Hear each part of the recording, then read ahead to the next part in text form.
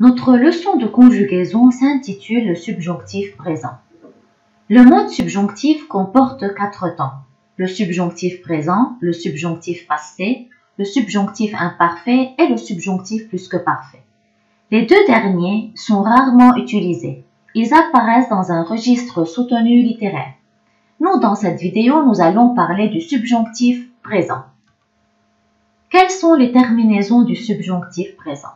Les terminaisons du subjonctif présent sont les mêmes pour tous les verbes, sauf avoir et être, et quelques verbes du troisième groupe qui ont une formation irrégulière et qu'on va les voir tout à l'heure. Commençons par la première personne du singulier. Avec je, la terminaison c'est e. Deuxième personne du singulier, tu, es. Troisième personne du singulier, il, elle, on, e. Première personne du pluriel, ions.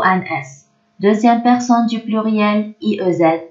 Et enfin, la troisième personne du pluriel, c'est ent. Donc, en résumé, les terminaisons du subjonctif présent sont e, es, ions, iez, ent. Passons maintenant à la formation du subjonctif. Pour la première, deuxième, troisième personne du singulier ainsi que la troisième personne du pluriel, on n'a qu'à suivre 4 étapes. Premièrement, on conjugue le verbe au présent de l'indicatif à la troisième personne du pluriel. Deuxièmement, on retire le ent. Troisièmement, on obtient la base verbale ou le radical auquel on y ajoute les terminaisons du subjonctif. Pour nous et vous, c'est pareil, on doit suivre 4 étapes aussi. Première étape, on conjugue le verbe au présent de l'indicatif mais à la première personne du pluriel. Deuxième étape, on retire le ons.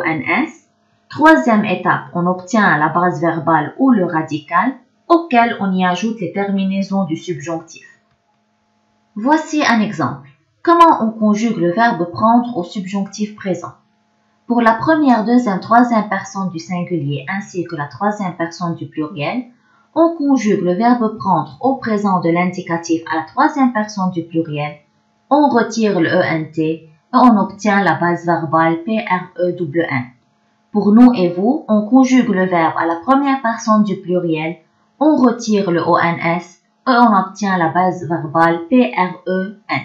Donc voici la conjugaison du verbe au subjonctif.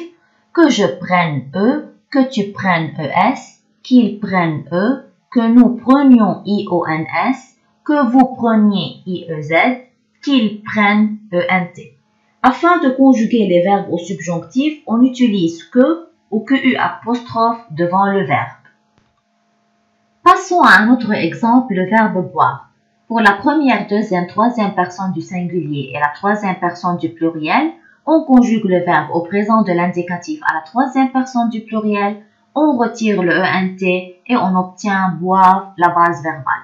Pour nous et vous, on a conjugué le verbe à la première personne du pluriel au présent de l'indicatif, on a retiré le ons et on a obtenu buve.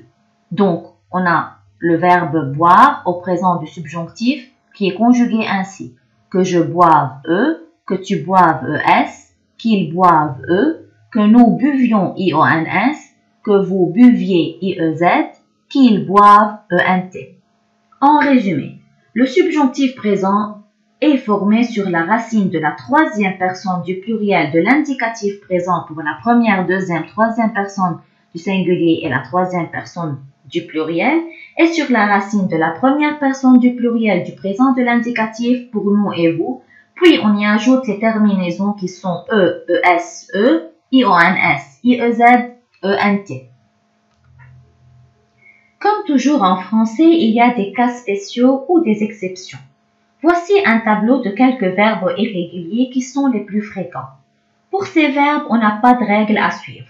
Il faut juste les mémoriser. Ces verbes sont être, avoir, aller, vouloir, faire, pouvoir, savoir, falloir et valoir. Quand on emploie le subjonctif?